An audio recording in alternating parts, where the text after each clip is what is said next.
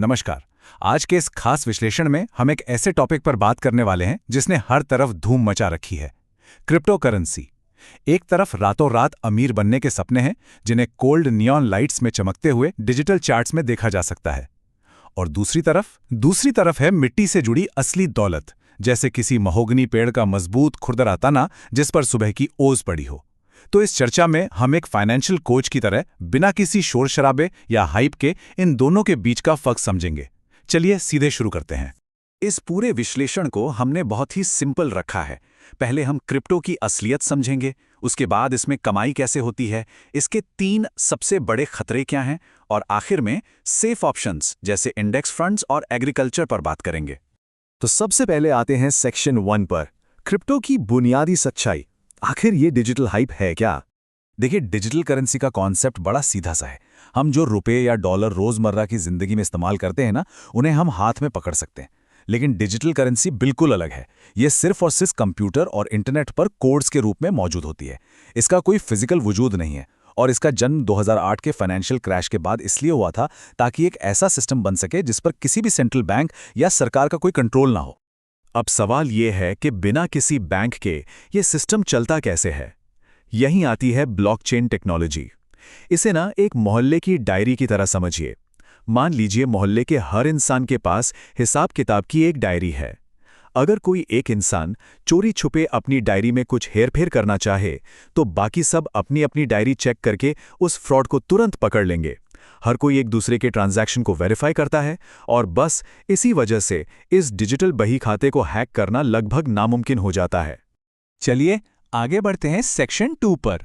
Blockchain technology तो समझ आ गई, पर यहाँ डिमांड सप्लाई और स्कार्सिटी का क्या लॉजिक है?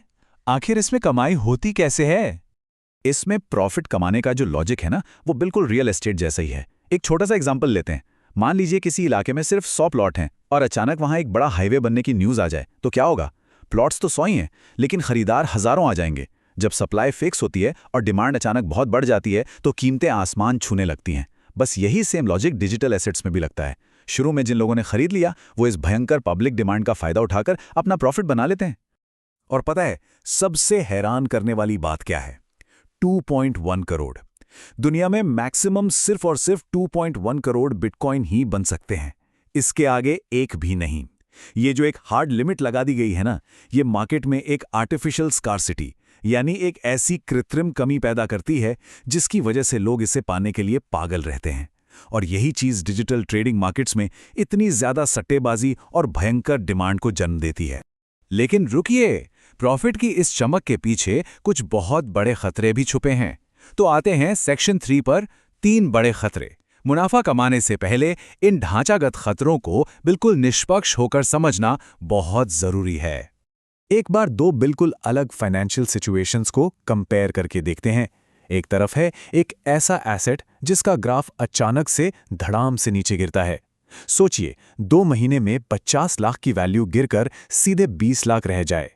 यह है एक्सट्रीम वॉलेटिलिटी, पूरी तरह से अनियंत्रित। और दूसरी तरफ है एक असली कंपनी का शेयर जो एक्चुअली में मार्केट में सामान बना रही है, प्रॉफिट कमा रही है। इसकी एक अपनी इंट्रिंसिक वैल्यू होती है। एक अचानक क्रैश होने वाले डिजिटल एसेट और एक प्रॉपर चलते हुए बिजनेस में हिस्सेदारी, इन दोनों के बीच का जो आर्थिक फर्क है ना, वो बिल्कुल साफ है। तो इस स्पेस के 3 सबसे बड़े खतरे हैं कौन से? पहला, एक्सट्रीम वॉलेटिलिटी यानी भयंकर उतार चढ़ाव। दूसरा, जीरो रेगुलेशंस, यहां सेबी या आरबीआई जैसी किसी संस्था का कोई सेफ्टी नेट नहीं है। और तीसरा, इसकी अपनी कोई इंट्रिंसिक वैल्यू नहीं है। यही वजह है कि जो बड़े और स्मार्ट सट्टेबाज होते हैं वो अपनी एक्स्ट्रा पूंजी का सिर्फ 2 से 5% हिस्सा ही ऐसी जगह लगाते हैं। ये जगह सच में सिर्फ उन लोगों के लिए है जो अपना पूरा पैसा डूबने का रिस्क उठा सकते हैं, वो भी अपनी नींद खराब किए बिना। तो अब इस भारी सट्टेबाजी और अनियंत्रित माहौल से बाहर निकलते हैं।